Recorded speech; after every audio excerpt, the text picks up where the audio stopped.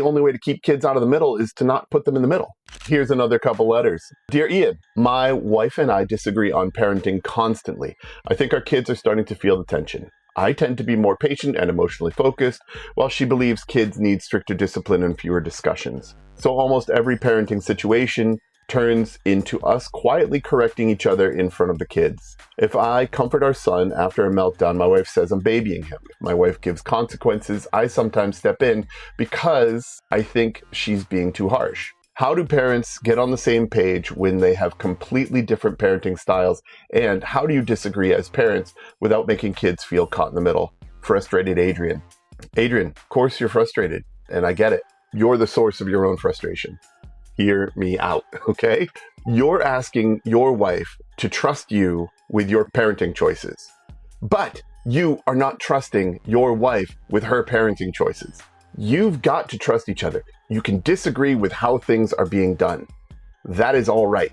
It cannot happen publicly in front of your kids. It cannot happen in a way that undermines the other. If you are saying nothing in the moment when your wife issues a consequence, and then after the fact, sort of making it right from your own concept, but some like surreptitiously behind your wife's back, that's not okay too, all right?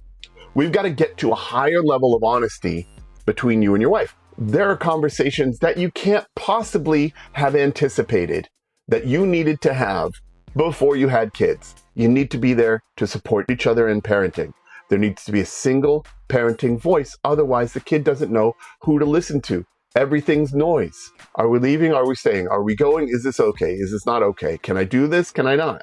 How can your kid have a central sense of what's true without getting that messaging from you and your spouse? So I didn't always agree with her choices, but I always supported her choices. One, because our kids need to know what's stable. They need to know ground level truth. And it gives me an opportunity to say, hey, I trust you. We're a team. This is how I'd like to handle this in the future. This is how I'd like to handle this moving forward. Here's how I'd like to shift what's happening right now, but we do it together. We're always going to be their parents, and we always have to be a unified team. And when we're not, guys, that creates a level of confusion and chaos that you don't want to be a part of. I grew up in it. I lived in it. My mom would parent this way, and she was really sort of kind of trying to buy my love. My dad parented another way because this is how he was brought up. And so I lived one life during the week, and I lived another life during the weekend, and boy, was I a mixed up kid. Look, I turned out okay, but only on accountability. But I can speak to you from this perspective because I've lived it. You got to be on the same page. You've got to present that you're on the same page, and you've got to have conversation about what you think is going wrong, right? You've got to deepen your co-parenting relationship. I don't know if you're babying your kid.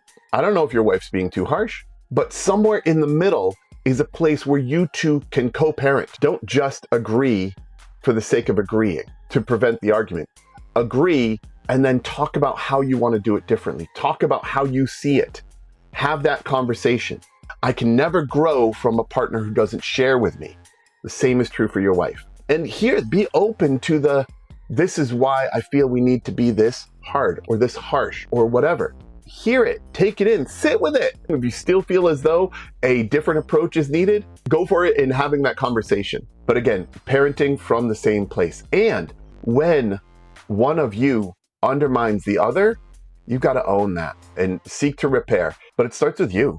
That's the only way to keep kids out of the middle, is to not put them in the middle. There is only one parenting front, and your child needs the stability and structure of that in order to understand what ground level truth is moving forward, so they can be well-adjusted adults and know who they can trust, both of you, with the challenges that they're going to encounter later in life. Look, it's going to take some conversation. It's going to take some work. It's going to take many layers of it. It's not like once said and done, but keeping a parenting journal, working on this intentionally together is how you guys are going to find a way to express your parenting as a single voice moving forward.